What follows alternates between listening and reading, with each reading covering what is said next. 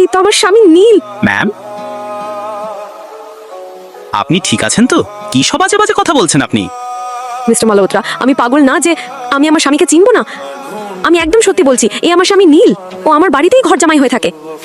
Ma'am, দয়া করে কিছু বলার আগে একটু ভাবুন। দয়া করে এরকম কিছু বলবেন না। আপনি জানেন উনি কে? উনি আমাদের কোম্পানি সিইও। আপনার আমার মতো লোকেরা তো ওনার হয়ে কাজ করে।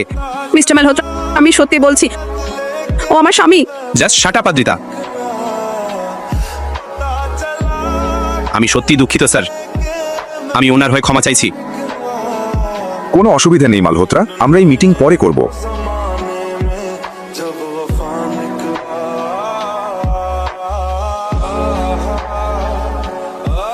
অদ্রিতা পুরো সময় ভাবছিল কেন মিস্টার চৌধুরীর মুখ নীলের মতো দেখতে লাগছে, কিভাবে এটা সম্ভব। তার মাথায় হাজারটা প্রশ্ন ঘুরছিল।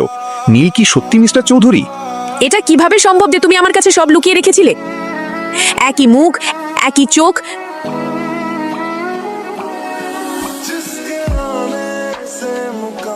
এখন কি নিজে নিজে কথা বলছো মিস আদ্রিতা? তুমি ঠিক আছো তো, নাকি ডাক্তার ডাকবো? আজ তোমার জন্য খুব অপমানিত হতে হলো। আমি শুধু মিস্টার চৌধুরীর সামনে একটু সন্দেহ করেছিলাম যে উনি তোমার সঙ্গে কোনো চুক্তি করবেন কিনা। এর মানে কি? এর মানে কি? মিস্টার চৌধুরীর মুখ দেখলেই হাজার হাজার মেয়ে পাগল হয়ে যায়।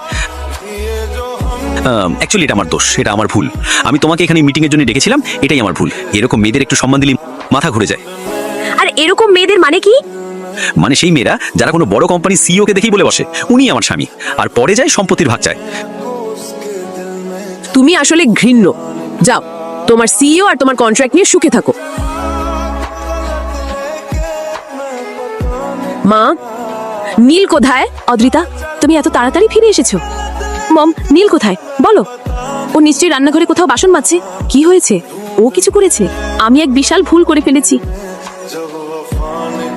ও আদ্রিতা, তুমি তো এত তাড়াতাড়ি এসেছো। আজ আমি তোমার আমার প্রশ্নের উত্তর দাও। তুমি তুমি এই মিস্টার চৌধুরী